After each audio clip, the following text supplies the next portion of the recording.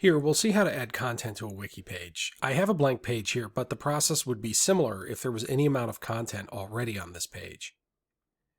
I click the edit link toward the upper right of the page. If I don't see that edit link, I don't have rights to edit this page. In this case, I do. Once I click the link, I see the page in a screen that looks similar, but now has an editor toolbar across the top. I'll see the page title at the top, and if I wanted to, I could edit that. Or I could just begin adding content to the page. Adding text is simply a matter of applying the cursor and typing. The wiki has word processing tools that are simpler but similar to, say, Microsoft Word or Google Docs.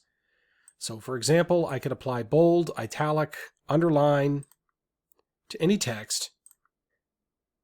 I could highlight text and add bullet points or add numbers, and after they've been added, I could simply hit the return carriage or enter key on my keyboard to keep the list going. There's even a basic set of heading styles, similar to what you'd find in word processors, available here. These are quite helpful, and we'll say more about these in a dedicated video on how you can use these together with an automated table of contents macro to organize your page and make it more easy to navigate for users. For now, let's try adding an image. There's an icon in the toolbar called Insert Files and Images. You'll see that if you hover over it. If I click that, I get several options. If the image were already attached on this page or on another page, I can find it and quickly add it to this page where it's visible to viewers. I can add the URL of an image that exists elsewhere outside the wiki, somewhere on the web. But most common is probably uploading a file from my hard drive, and for that I just need to click the button Upload Files. This will open up a Windows Explorer or Mac Finder window, which will allow me to choose the file that I want, and once it populates the file name box, I can click Open, and it will be added as an attachment to this page. If I click Insert, it will be added visible on the page in the editor. The wiki gives me a quick context menu with a bunch of options. If I click away from the image, that will go away, but if I click the image again, that comes back.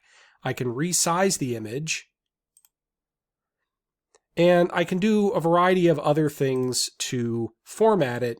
I'll show you one example, my favorite.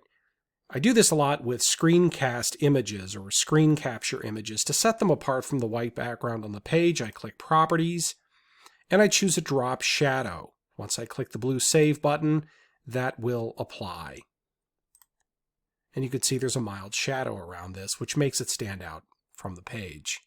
As I implied a moment ago, images are stored as files attached to this page, which can be important as you manage pages in Confluence, and we discuss file attachments elsewhere. Also potentially helpful are table tools. If I click the Insert Table icon in the toolbar, I'm immediately presented with a drop-down which allows me to choose how many rows and columns I would like in my table. So let's just say a classic 9 box here. And because the cursor is automatically installed in one of the cells of this table, I see the Table Tools menu appear below the main toolbar. And here I can do a bunch of different things. I can add a row, I can add a column, I can also take away rows or columns. I can combine cells by clicking and dragging to highlight a particular set of cells and then choosing the Combine or Merge Cells button.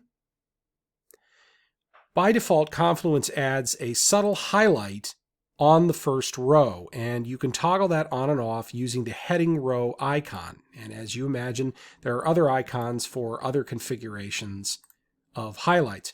You also can color any combination of cells, at least with a few pastel options, using this Change Cell Color drop-down menu.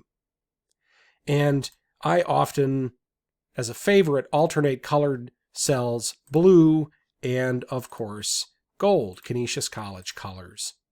There are many more options in this editor to add or edit content, and you should experiment with them to find the combination that works best for your content. But once I've finished adding or editing content on a page, I click close just to save it if I'm not interested in publishing it yet. Maybe I'm going to come back later and make further edits. But if I'm ready to have it publish where it will be visible to any viewers that have access to this page, I'll just click the blue update button. And the page is now published. If I want to return to the editor so I can make further changes on this page, I just click the edit link in the upper right.